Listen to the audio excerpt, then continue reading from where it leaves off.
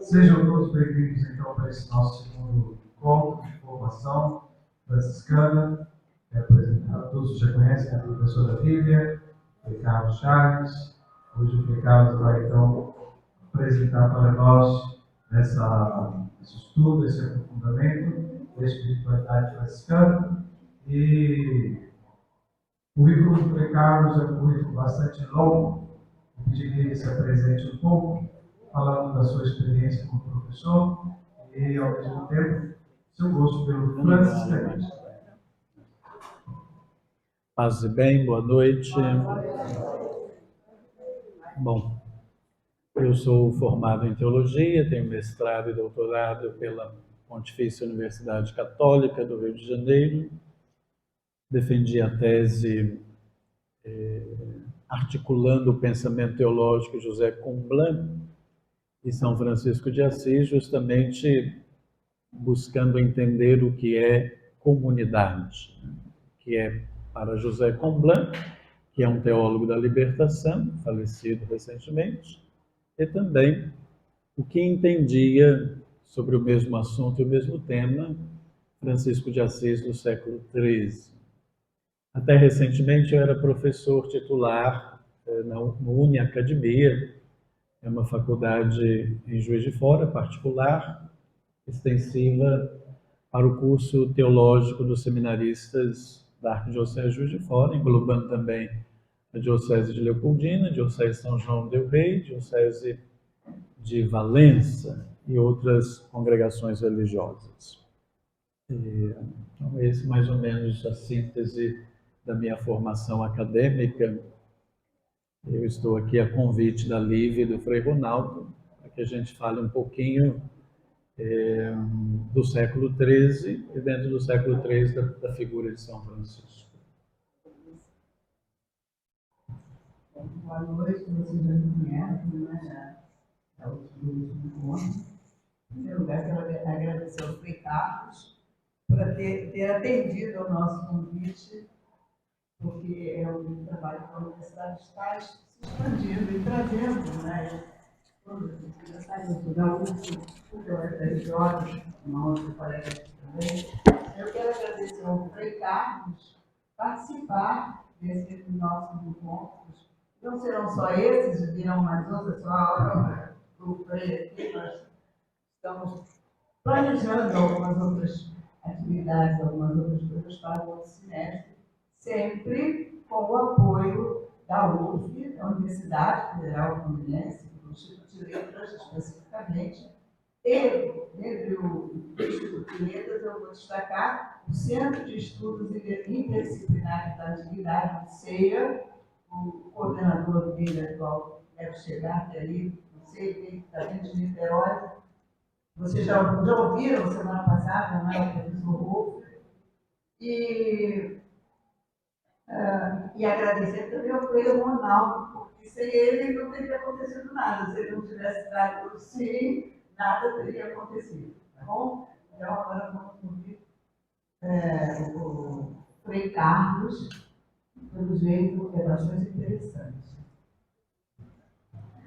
Bom, quando o Frei Ronaldo pediu-me, convidou-me para participar desse ciclo de palestras, eu logo pensei num artigo que eu já publiquei sobre o Cântico das Criaturas, sobretudo articulando a teologia com a literatura, a partir do Cântico do Irmão Sol.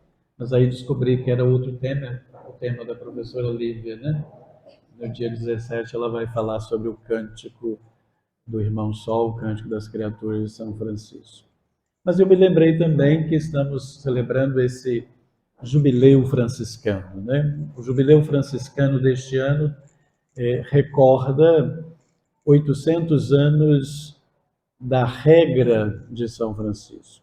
Ela foi aprovada por bula papal em 29 de novembro de 1223. Portanto, estamos celebrando este ano os 800 anos desse legado de regra e vida franciscana para a nossa igreja a partir das ordens franciscanas. E também Vindo de Roma, com esta bula papal aprovando a regra de vida, São Francisco, entre Roma e Assis, passou na cidade de Grétio. E às vésperas do Natal, ele então fez a primeira representação viva do presépio. Logo, nós estamos celebrando 2 jubileus. O outro jubileu, 800 anos, em que pela primeira vez alguém criativamente representou de modo vivo e celebrativo e também com nuances litúrgicas a encarnação do Verbo no presépio de Belém. O presépio de Grétio é que origina todas as tradições que nós temos no catolicismo ocidental, que no tempo do Advento nos instiga e provoca a fazer a montagem do presépio como representação catequética, litúrgica desse grande acontecimento que é o nascimento do Senhor. Portanto, já que eu não podia falar do Cântico das Criaturas, mas depois a gente terá uma outra ocasião para fazê-lo, eu pensei então falar sobre a regra de São Francisco. É um desafio muito grande falar dessa regra de 1223.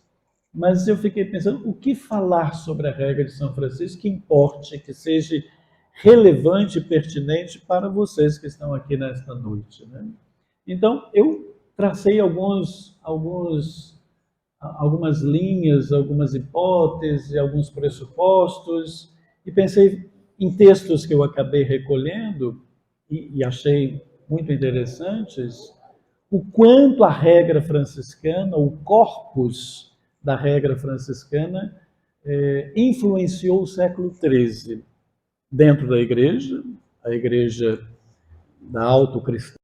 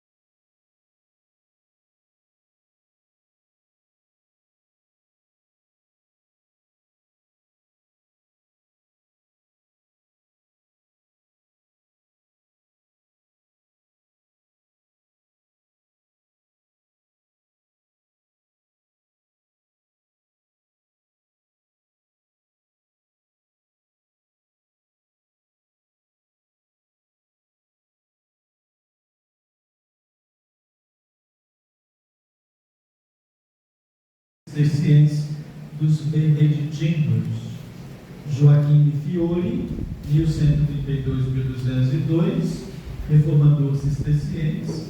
Esses todos serviram, essas regras serviram de base no século XIII para a regra franciscana. A regra franciscana é uma das 4 regras que no decurso dos séculos mais fortemente influíram sobre a vida religiosa. 2 delas, as regras de São Basílio e a regra de São Bento, são de inspiração monástica. A de Santo Agostinho de inspiração clerical. Enquanto que a regra de São Francisco de Assis é de inspiração apostólica. Esta última é uma síntese sui generis de convergências das forças espirituais expressas pela experiência monástica e pela dos clérigos regulares ou cônjuges. São Francisco não queria ouvir falar de outras regras para sua ordem. De várias partes, tentou-se convencê-lo a adotar uma das regras preexistentes. Ciente de ter sido chamado pelo Senhor pelo caminho da humildade e da simplicidade, ele declara o capítulo das esteiras. Capítulo é uma reunião que acontecia de tempos em tempos, por ocasião do Pentecostes, reunindo no início todos os frades. E se chamava das esteiras justamente porque vinham frades de todos os lugares e eram necessárias esteiras para que eles dormissem ao léu durante a celebração desse capítulo, que é um grande encontro até hoje dos frades. Nesse capítulo das esteiras estava Francisco junto à presença do cardeal protetor. Logo a igreja colocou um cardeal à disposição da ordem para também codificar todos os esforços desta mesma ordem para a facilitação da evangelização.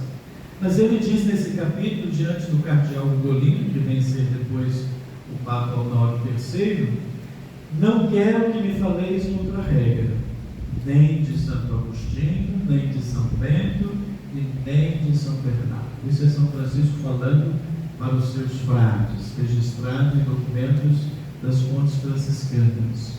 O Senhor me disse que queria fazer de mim um novo lobo no mundo, e não quer conduzir-nos por outro caminho, senão por esta sabedoria. Assim, a regra é ao mesmo tempo, segundo Aldir Própoli, frade capuchinho, um ponto de chegada e um ponto de partida. Enquanto campo de pouso é também plataforma de lançamento. O carisma precede qualquer regra, e a regra emerge como estruturação, organização, articulação do carisma. A regra coloca balizas sólidas como pontos referenciais imprescindíveis para um percurso, um caminho. Francisco temia adotar regras, e uma regra. A regra como lei, segundo o seu pensamento e sua devoção pessoal, podia matar o espírito. Francisco acreditava piamente que o espírito e o evangelho seriam mais que suficientes como regra. Tinha o otimismo de Santo Agostinho jovem. Que dizia Santo Agostinho na sua juventude? Ama e faz o que queres.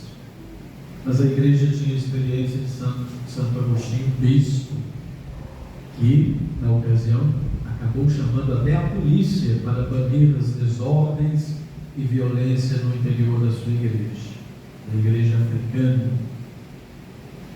E Agostinho acabou escrevendo uma regra de vida para os seus seguidores. Portanto, como todos, leigos e religiosos de vida monástica, a igreja submetia a regras.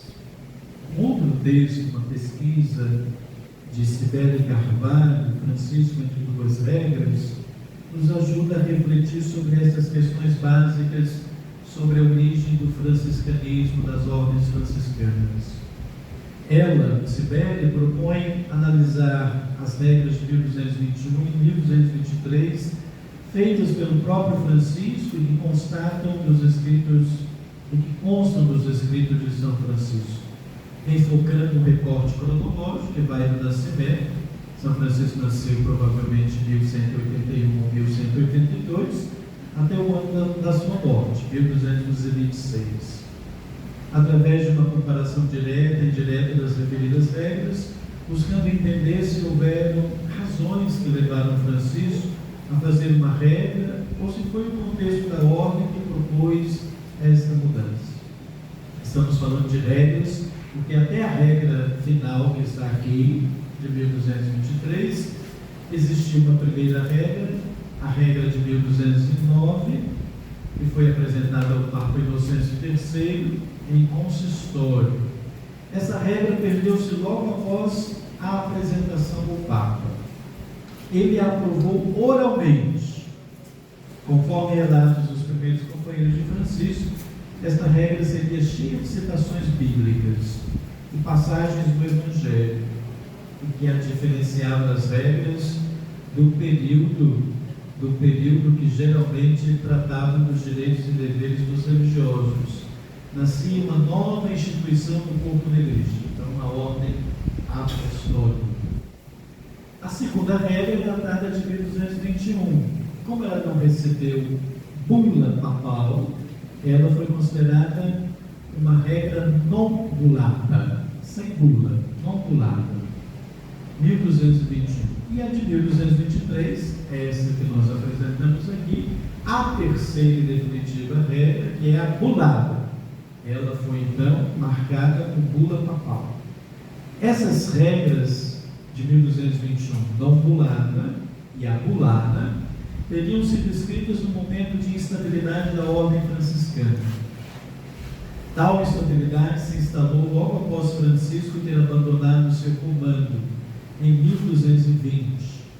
A ordem ficou então dividida entre aqueles que queriam uma ordem mais forte, letrada e eram a favor da Igreja, ainda que sem se afastar do ideal primitivo franciscano, e aqueles que queriam manter-se solidários aos ideais de Francisco.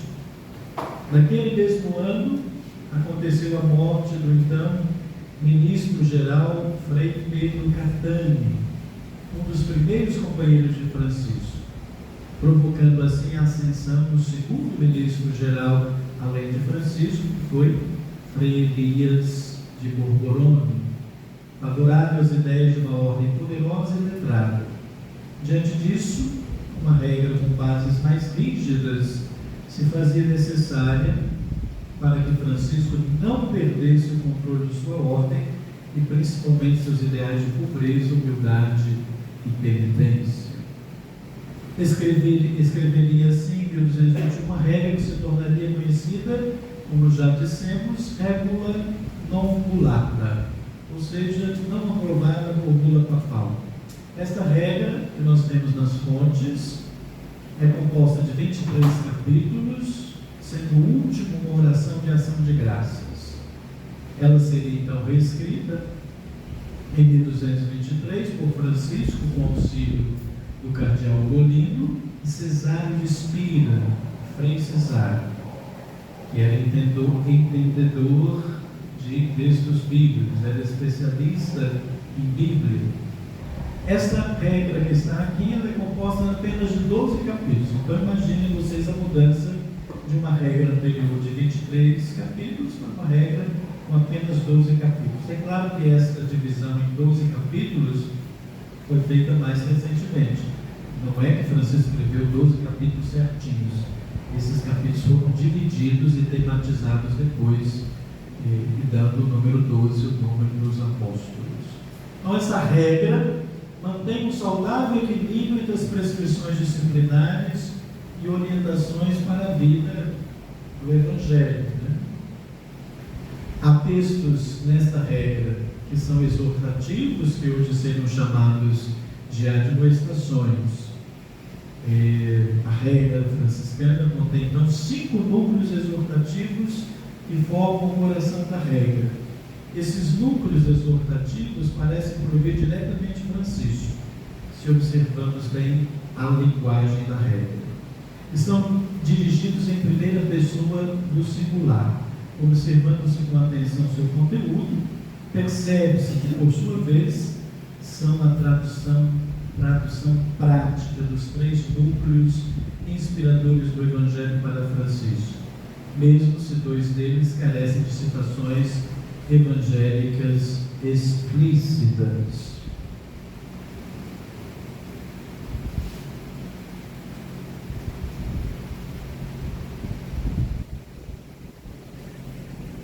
Esses três núcleos evangélicos que estão presentes na regra franciscana: o espírito das bem-aventuranças evangélicas, as condições de seguimento dos passos de Jesus e a dimensão essencialmente missionária da vida. Então, esses 12 capítulos, além de uma introdução geral, que compreende os 3 capítulos, a regra pode ser dividida em 2 grandes seções. A primeira abordando a relação dos frades com as coisas materiais e econômicas, o não uso do dinheiro, capítulo 4, o trabalho dos frades como principal meio de subsistência e a não apropriação de qualquer coisa que seja.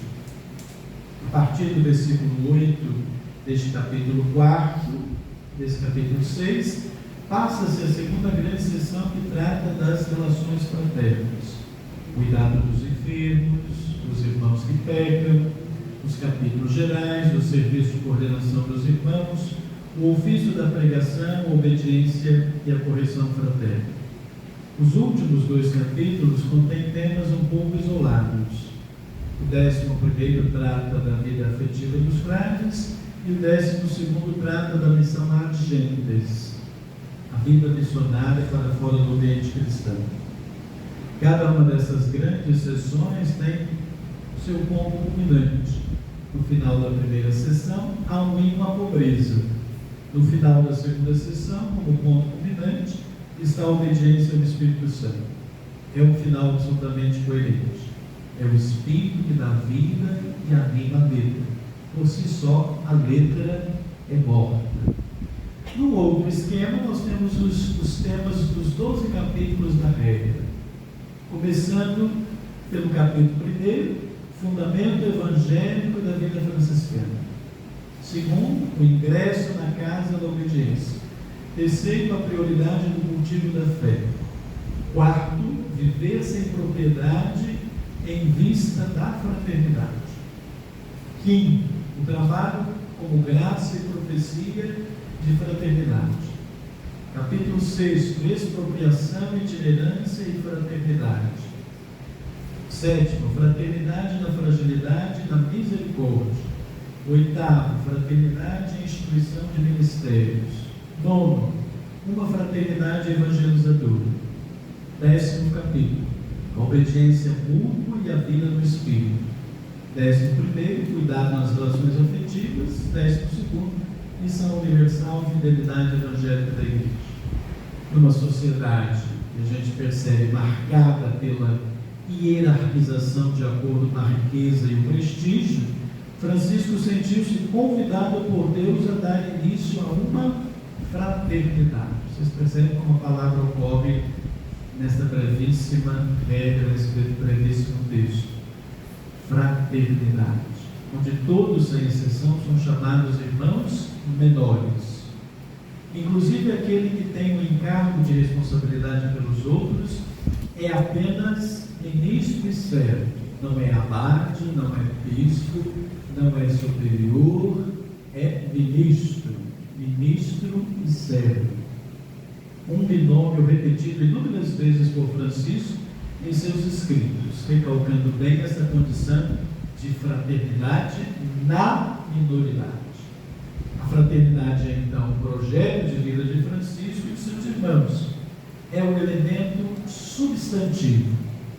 O nome frades, fraternitas, fraternidade, aparece 50 vezes no texto de sua regra, um texto relativamente pequeno. Já o adjetivo menores, frades menores, menores aponta para uma forma de relação, para a posição de quem está mais embaixo, na relação com os outros.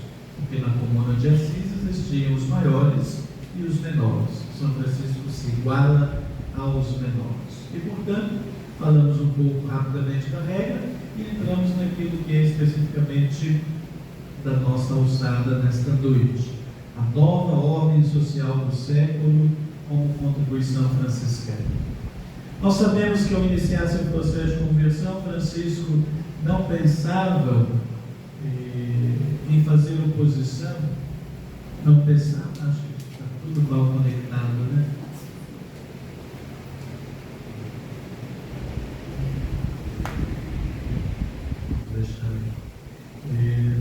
Motivo para recriminar a igreja, fazer oposição à igreja, à sociedade da época, ele tinha em profusão, todos esses motivos. Ele próprio reconhecia que a igreja do seu tempo tinha seus pecados e que a hierarquia estava caminhando à distância do Evangelho, e algumas vezes na contramão do Evangelho. Ele tinha inteligência suficiente para perceber a realidade eclesial que o cercava. Prova disso é que em seus escritos ele faz alusão ao pecado do clero, mas em lugar nenhum de todos os seus escritos se percebe qualquer indício de que ele se propunha a si e aos frades a tarefa de reformar a igreja e a sociedade. Em lugar algum dos seus escritos se percebe o mínimo que se pudesse sugerir que ele faria oposição à igreja como um todo ou à hierarquia. Pelo contrário, Francisco chegou a afirmar que, mesmo sendo pecadores, os membros da hierarquia eram seus senhores. Aliás, se Francisco quisesse fazer oposição à igreja, ter-se-ia tornado de início um herege, caminhando mais fácil e coerente para a oposição naquela época. Nem opositor, nem reformador e nem ingênuo manipulável, como propunha Paul Sabatier. É um franciscanófilo protestante que estudou, pesquisou, apaixonado por São Francisco, e suas obras também revolucionaram também o pensamento franciscano. Muitas são as imagens de Francisco que pululam o imaginário, oriundas de interpretações anacrônicas ou, em última instância, desprovidas de verificação com rigor científico e histórico. Uma primeira imagem que se infere na leitura sabateriana de Paul Sabatier é aquela de um Francisco ingênuo, que em sua simplicidade e humildade se deixava manipular pelas autoridades eclesiásticas e lícito inerte como um cordeiro indefeso diante de um lobo veroz. A de um Francisco sem fibra diante de frades que se impõem e fazem da ordem o que bem entendem. A imagem de um Francisco incapaz de conduzir os destinos da ordem, o qual deve ceder às pressões dos frades, especialmente dos letrados, e modificar a regra de acordo com sua vontade, mas para atender aos interesses deles. Esta imagem é do Paul Sabatier, uma imagem sabateriana, ou seja, de um Francisco vaquinha de presépio, que abaixava a cabeça e concordava com tudo. Nós sabemos, por outro lado, pelos seus escritos, também pela sua regra e pelo seu testamento, São Francisco era uma pessoa profundamente política, né? Bastante inteligente.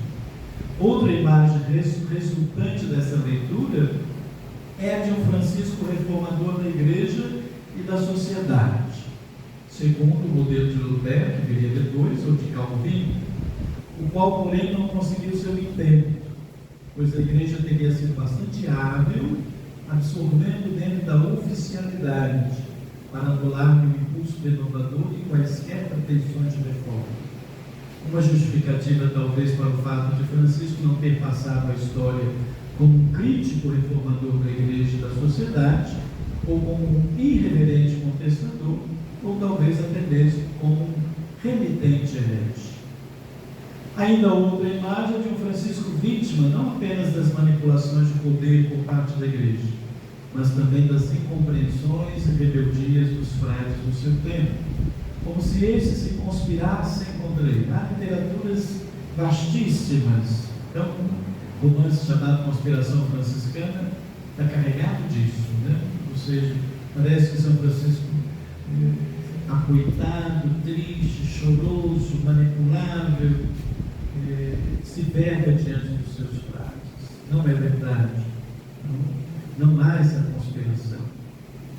O intuito de colocar a ordem em caminhos contrários às opções das origens. Ou seja, a redação desta regra, que nós chamamos mulata, seria o resultado das manobras dos frades contra a vontade de Francisco. o que não é verdadeiro. Segundo André Luiz Pereira, o movimento fundado por São Francisco é prioritariamente religioso desde as bases até os objetivos. Não há nos documentos são franciscanos, e aqui queria fazer essa distinção. Documentos franciscanos são documentos escritos por pessoas que não é Francisco de Assis. Documentos são franciscanos são documentos próprios de São Francisco. Regra, testamento, admoestações, direitos, esses foram redigidos ou ditados pelo próprio São Francisco. Então há uma diferença aqui nas fontes franciscanas, onde a gente colhe documentos do próprio Francisco, são documentos são franciscanos. Uma palavra junta, são franciscanos. E documentos franciscanos, aqueles documentos que foram escritos para falar de São Francisco. Por exemplo, a geografia em geral. O Padre Vitilano, em todas as suas vidas, é documento franciscano. Testamento de São Francisco é documento São Franciscano. Então, portanto, nem na regra do lado, nem na abstração referente ao modo de entender e conceber a sociedade. No conjunto dessas regras, 1209, 1221, 1223, Francisco preferiu utilizar a palavra fratres em vez de fraternitas para designar o grupo. Essa palavra de sociedade em latim não é nem empregada, nunca, como não há outros termos generalizantes relacionados à sociedade. Então, buscar São Francisco reformador de uma sociedade do seu tempo é anacronismo. Embora a essência do documento seja religiosa, ele caracterizou-se desde as origens pela abertura à ação das pessoas e entre as pessoas. A fraternidade formava um núcleo que se articulava dentro do conjunto social por meio de seu apostolado itinerante do trabalho das cidades em favor dos mais desfavorecidos. Rapidamente foi integrando-se nessas estruturas e, em razão de sua eficiente expansão, abrangeu em pouco tempo muitos outros centros urbanos importantes. Como não há nenhuma conceituação socializante nos escritos franciscanos e são franciscanos, foi segundo a realidade social do século XIII e diante dela que os franciscanos se posicionaram. O franciscanismo primitivo não se preocupou em pensar na sociedade, mas sim em agir no seio dela. As regras são, nesse sentido, um precioso compêndio de ética seguida e efetivada por ele. Nelas, acento principal não recai sobre as estruturas sociais em si, pois estes documentos serviriam para identificar a fraternidade, para normatizar a dinâmica interna do grupo. Todavia, como a Fraternitas nasceu em seguida no mundo, as regras também fornecem elementos concretos para os frades agirem dentro do mundo. Como ordem religiosa, o movimento franciscano, como todas as ordens, caracterizava-se pelo sair do mundo, fórmula utilizada pelas ordens monásticas para caracterizar a mudança de estatuto secular, laico, para monástico, claustral, e depois foi sendo assumida por outros grupos de vida apostólica, a fim de realçar as especificidades de sua consagração ao serviço de Deus. Aqui observado, segundo o autor, André Luiz Pereira, uma ação contrária do movimento franciscano em relação às ordens beneditinas. Um entrar em século, entrar no século, objetivo e atuante. Enquanto os monges fogem do século, fogem do mundo, Francisco projeta os seus frades para dentro do mundo. Esse fato é mais bem compreendido levando-se em consideração a experiência de conversão de Francisco, que, ao fazer opção pela vida religiosa, rompeu com os laços paternos, mas ao mesmo tempo não assumiu um status definido, pois não foi nem monge nem sacerdote. Francisco nunca chegou a ser padre. Essa indefinição de estatuto possibilitou a Francisco ir além de uma experiência religiosa e fazer uma opção uma verdadeira opção social. Ao chegar os primeiros irmãos, os seguidores de Francisco, começou a ser delineada uma das mais intrigantes características da Fraternitas. Ela acolhia em igualdade de direitos candidatos advindos de todas as camadas da sociedade. Aí está a novidade da ordem franciscana. Todos os membros são iguais perante a fraternidade, tanto o nobre quanto o campesino e o burguês. Isso não era verdadeiro para quem se fazia monge. Quem era monge nobre levava toda a sua nobreza, todos os seus escravos, todos os seus títulos, todo o seu septo para o mosteiro. E tinha privilégios porque era nobre, um monge nobre. O frade, que era nobre anteriormente, era igual a um frade plebeu. Todos eram iguais. As regras não mencionam nada a respeito de seleção de candidatos no tocante à condição social. A única interdição que a gente encontra na regra é, exceto os hereges, os casados e os membros de outras ordens. Os hereges nunca. Os casados até poderiam, se a mulher, a esposa, assinasse um termo de contigo. Imagina uma mulher do século XIII abdicando do seu casamento, liberando o seu marido para ser frade. Né? Quantas hoje liberariam o seu marido para ser frade com uma cartinha de dispensa? Então era necessário que a mulher fosse a favor, que ele já tivesse uma certa idade e que ele se submetesse a tudo, sobretudo a uma vida celibatária, sem nenhum tipo de suspeita. E também há uma outra interdição, que são os membros de ordens. Isso foi por decisão do Concílio Lateranense IV, de 1215, quando o Papa Inocêncio III proíbe essa mudança. Quem é beneditino não pode ser franciscano. Quem é agostiniano não pode ser franciscano. Quem é franciscano não pode ser beneditino. Graças a Deus, Santo Antônio passou antes, né? Ele saiu do regular agostiniano para ser frade. Deles exige-se a renúncia completa de bens, de todo mundo, e a sua distribuição aos pobres. Renunciar aos bens e distribuí-los aos pobres. O que nos faz supor que muitos que chegavam para ser frades eram ricos, opulentos. Todavia, a regra, no intuito de incluir os candidatos ricos e pobres, explicita melhor que a regra anterior de 1221, anulada, o preceito da renúncia aos bens.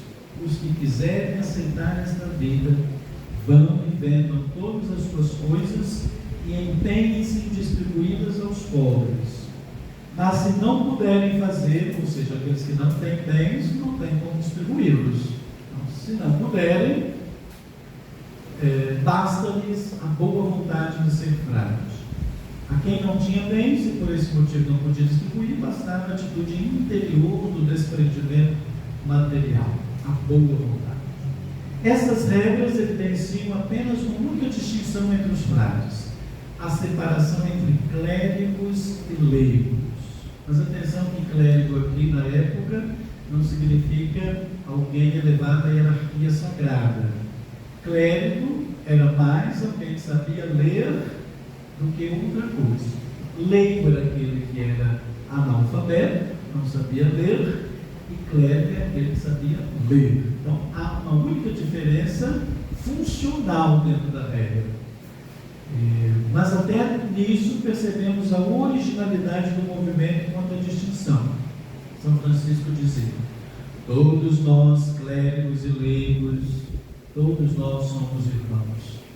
E no interior da Fraternitas, todos são iguais. Quem sabe ler e quem não sabe ler. Quem é padre e quem não é padre. O que os distingue é a cultura intelectual com a capacidade de ler. Mas só uma distinção funcional. Não alguma coisa que rotulasse e distinguisse a fraternidade, os elementos oriundos ou da nobreza ou da pobreza, mas que todos eram irmãos. Logo dentro da fraternidade, o estatuto clerical não estabelece uma separação decisiva entre os irmãos, pois até mesmo a oração oral, feita em coro, é acessível aos frades leigos que sabem ler. Frade não ordenado, mas que sabia ler. Excetuando o que é próprio do sacerdote em virtude de sua ordenação, como rezar a missa e ouvir a confissão, os irmãos frades leigos podem desempenhar as mesmas funções dos clérigos. Então, a regra do lado impõe alguns limites para a recepção dos candidatos, uma proibição de receber pessoas heréticas, membros de outras ordens ou casados. E a gente já falou como isso foi sendo estabelecido. Depois, pode-se perceber que esse movimento franciscano rompeu também com a rigidez do modelo das 3 ordens: os oratores, os belatores e os laboratores. Aí está a diferença desses 3 grupos que compunham o esquema social medieval, designando a cada qual o seu lugar no mundo, de modo que o indivíduo só se reconhecia e era reconhecido como inserido no seu estatuto social, e também nivelou esses mesmos estatutos dentro do grupo. Esta igualdade interna refletiu-se extra-ordens, para fora da ordem, no modo como os franciscanos compreendiam as camadas sociais, pois a novidade do nivelamento social que eles procuravam viver internamente queria propagá-lo pela cidade, pelo mundo. Se ao longo da Idade Média as hierarquias encontravam sua legitimidade no modelo celeste, e os bispos justificavam sua superioridade pela função episcopal que os assemelhava a Cristo, o movimento franciscano inverteu essa ordem. Para este, Cristo não é um exemplo de grandeza terrena. Sua autoridade como Deus se efetivou na história pelo seu rebaixamento, sua kenosis. Se, como ensinavam os pensadores medievais, toda autoridade baseava-se na realeza divina de Cristo, que detém a plenitude potestatis, os que a exercem, reis, papa, prelados, de modo geral, devem seguir o rebaixamento e aniquilamento, pois ele veio para servir e não para ser servido.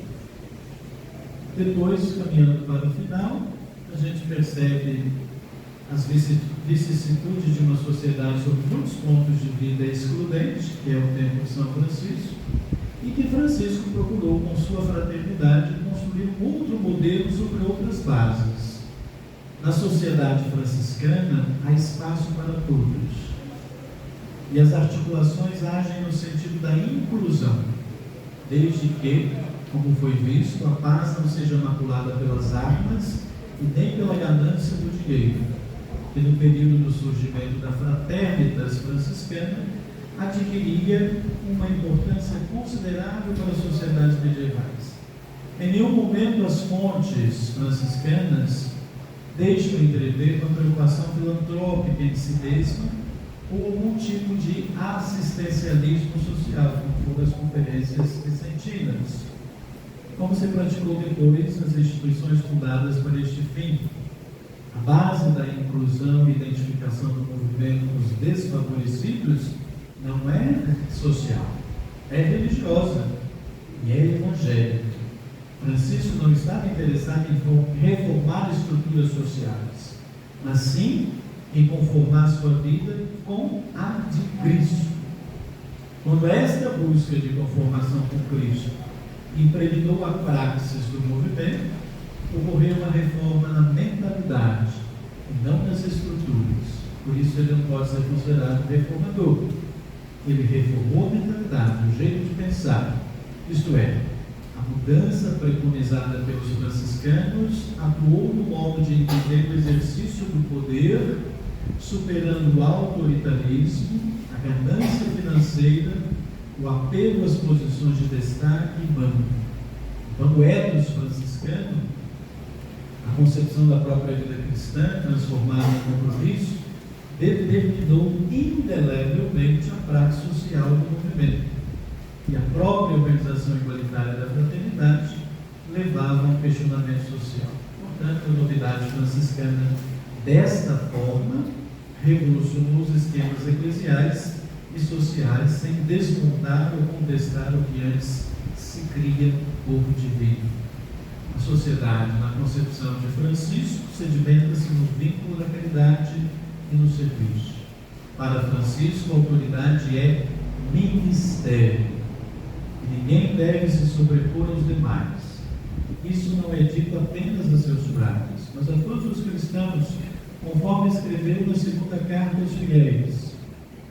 Pensemos na ousadia desse fradezinho húmbrio, que nem padre era, ao propor aos grandes reis, governadores, bispos, juízes e ao próprio Papa que o poder deles estava vocacionado a servir e a ser súdito de toda a humana criatura.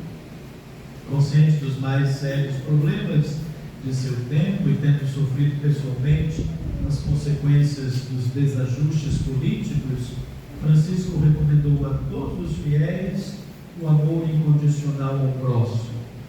E se alguém não quiser amá-lo como a si mesmo, ao menos não lhe faça mal. Mas o bem. Desse modo, ele pensava que o mundo inteiro se transformaria em uma única fraternidade fundada no exemplo de Cristo e sua humanidade libertadora. O franciscanismo pôs fim ao maniqueísmo social, pôs fim à fuga mundi. Não era mais entendida, então, como cisão entre o plano imanente e o transcendente. Coisas que a gente tem resgatado nesses nossos tempos. A separação muito delineada em sagrado e profano, a questão do espiritualismo em detrimento ao materialismo. Isso tem voltado muito nesses nossos tempos, nesse desejo de restauração, de triunfalismo de uma igreja medieval. Mas a gente percebe o quanto Francisco se opôs a tudo isso.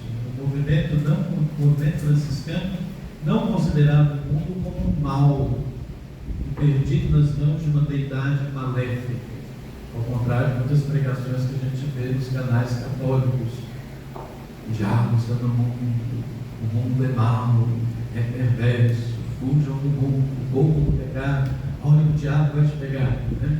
Isso tem voltado muito nos nossos tempos e a gente percebe que São Francisco foi o contrário desse direcionamento. O mundo é bom, porque é criado por Deus, é obra boa nas mãos boas do Pai.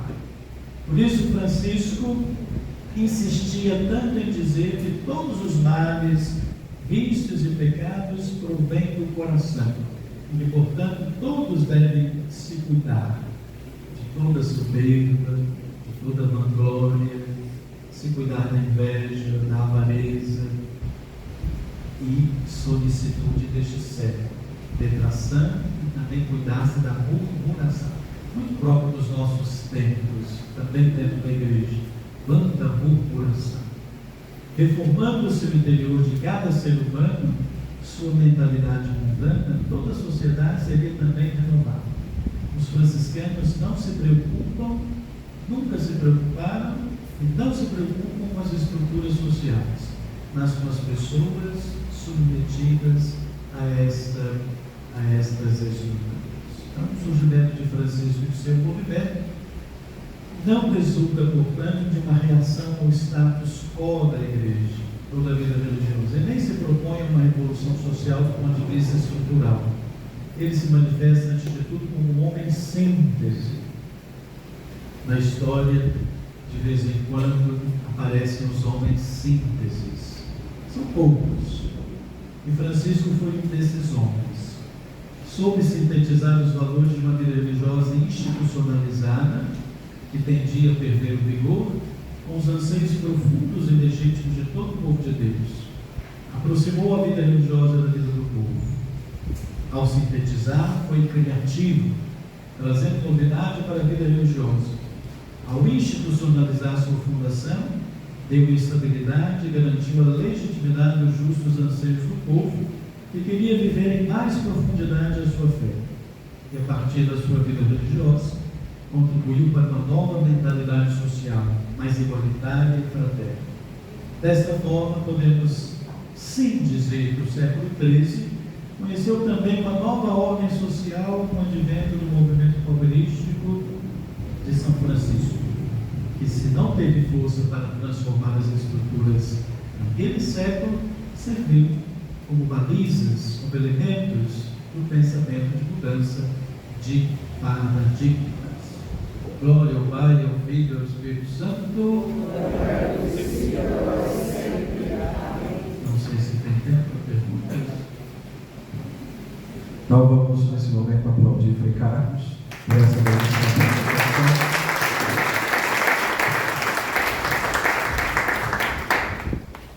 Alguém gostaria de fazer alguma pergunta? Não sei se tudo isso que o Frei Carlos falou deu para nós pegarmos assim, né, porque ele fez realmente um aprofundamento bastante grande da realidade de Francisco de Assis, sobretudo da sua espiritualidade, da regra franciscana. Alguém gostaria de fazer alguma pergunta, alguma ideia que ficou na cabeça, gostaria que ele pudesse aprofundar? Coisa rápida, umas 2 ou 3 pessoas também, para não tomarmos muito tempo. Quem ficou acordado?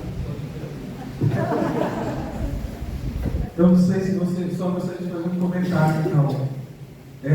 Às vezes, vocês viram como o conteúdo, são quantas páginas que você fez? 17 páginas de estudos em 1 hora, às vezes fica pesado, não é? E às vezes nós não temos muito contato, profundidade, mas é importante fazermos esse exercício mental, não é? E intelectual, para tentarmos pegar alguma coisa sobre Francisco de Assis e a sua época.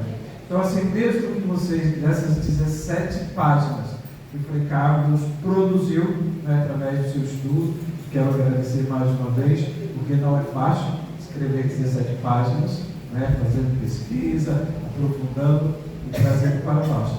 Mesmo que vocês não tenham, né, sintetizado tudo isso, eu digo para vocês, perseverem, voltem na próxima, porque com o passar do tempo, essas coisas vão caindo na nossa cabeça, na nossa mente, no nosso coração e vão ficando. E vamos ter uma ideia maior, mais, digamos assim, ilustrada daquilo que é a vida de Francisco de Assis. Não sei se a professora Aníbal queria. Sim. Bom, em primeiro lugar, eu estou assim me sentindo com uma responsabilidade enorme depois do trabalho desses para a próxima vez. Eu estou com muita responsabilidade para vir apresentar aqui a vocês o texto do Irmão Sol, o Cântico das Criaturas, ou o cântico do Irmão Sol, ou como se diz em italiano, Cantico del Frate Sole, e que nós vamos ver aqui. Então eu estou assim muito apreensiva, porque ele foi muito profundo e eu vou ter que tomar muito cuidado para trazer aqui para vocês aqui também alguma coisa que vocês possam aproveitar. Porque realmente falar de Francisco, a gente não se cansa, a gente fica o tempo inteiro, 2 semanas, 3 semanas, né, sei lá, não sei quanto. Parei tudo que eu estava fazendo para só trabalhar com Francisco e realmente é encantador, é encantador. Quando começou a falar ali, eu já aquelas coisas todas que eu andei vendo. Só que eu vou trazer uma outra faceta, o poeta Francisco. Eu sou de letras, então eu vou apresentar aqui Francisco inserido na sociedade da época, literariamente, que é a poesia trovadoresca. E eu vou trazer aqui como Francisco trabalhou isso como poeta e como latino. Também ele é uma pessoa, um ser latino.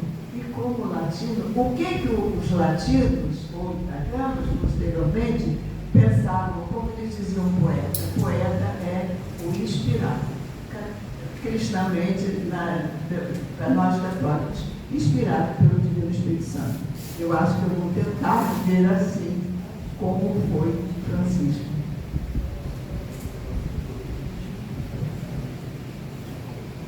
Mais alguém gostaria de fazer algum comentário?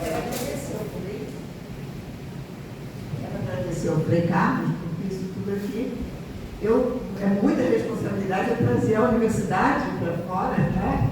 E nós temos que manter o nível, e depois de altíssimo nível, professor. Eu chamo, desculpa, eu chamo de professor. Eu também achei assim, bastante técnico, bastante histórico, bastante científico, mas não tinha outro jeito, né? Eu poderia aqui falar normalmente, tentar mastigar, mas não seria tão preciso. Eu achei que a proposta era justamente esse nível acadêmico, científico, histórico, então por isso eu me ative ao texto, eu vou ler o texto para poder ficar assim, né?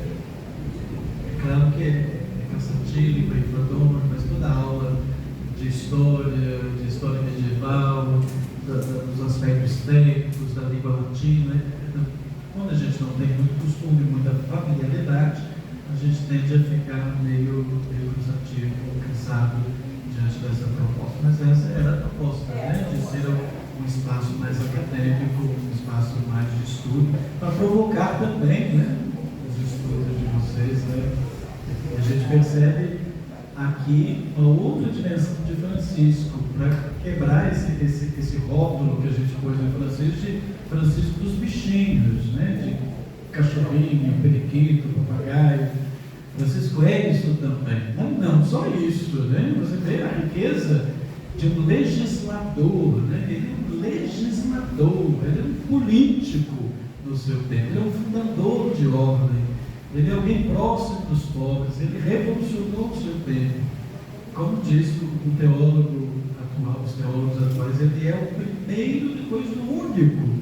O único é Jesus Cristo, e ele é o primeiro depois de Jesus Cristo. Por isso ele foi chamado de Alter Christus, o outro Cristo, né? Por causa das chagas também nas mãos e a possibilidade que ele tinha.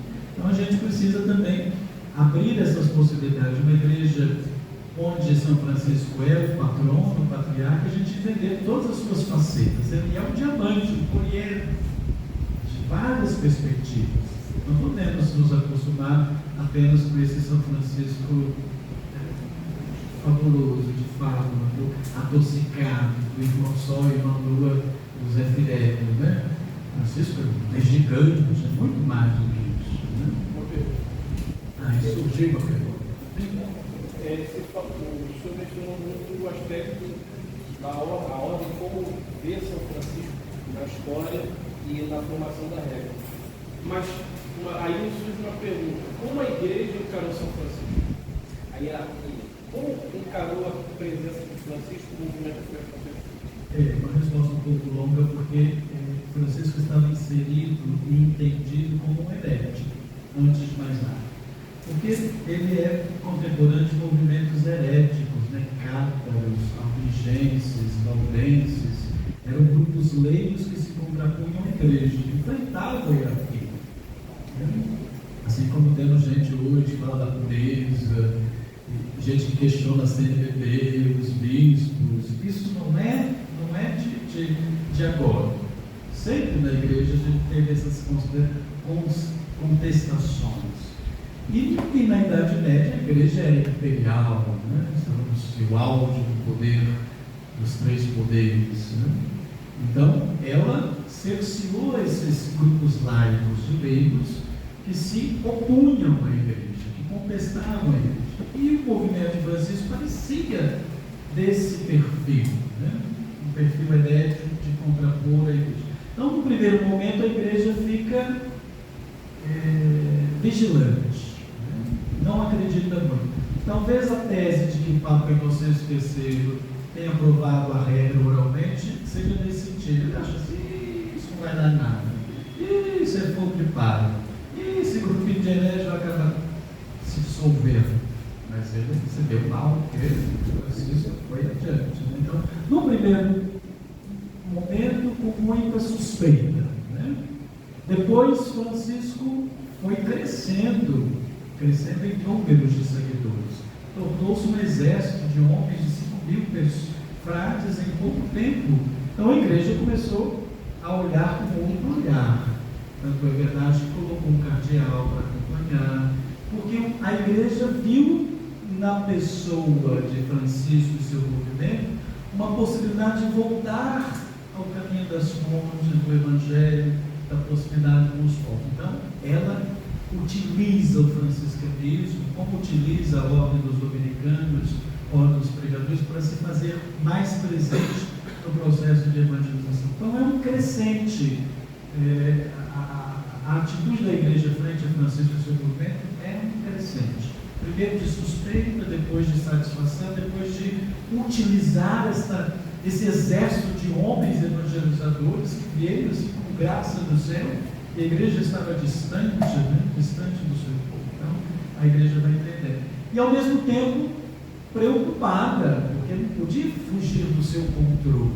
A igreja precisa também. Por isso, a igreja tentou fazer de Francisco fundador um sacerdote. Ela não entendia como que um leigo simples e letrado, fundador de um exército daquele tamanho, pudesse ser apenas um leigo. Se tentou fazer de Francisco um sacerdote, mas o que parece ter conseguido, a gente não tem comprovação histórica, é que ele tenha sido um diácono, né? Mas ele não se vergou diante dessas pressões que vieram da igreja do seu tempo. Então, é assim que a igreja vai assistindo, né? Com suspeita, depois aprova, depois controla, depois acelera o processo de clericalização da ordem. Né? Vocês percebem que a ordem nasceu laica, né? E hoje ela é clerical. Nós temos muito mais frades ordenados padres do que frades irmãos religiosos leigos. Né? Então a igreja também teve a sua influência, o seu papel nesse aspecto. Né? Explicado, João? Entendi?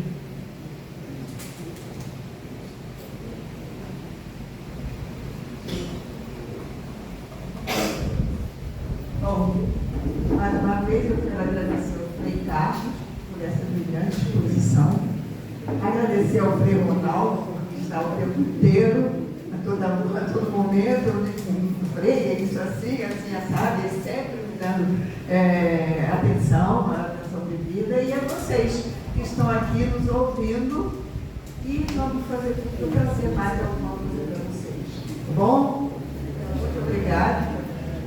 Ah, sim, há um cafezinho ali e um bolinho também, quem quiser, pode ir lá tirar à vontade, tá bom? Acho que poderíamos fazer uma foto aqui, né? Quem quiser, por favor, vem.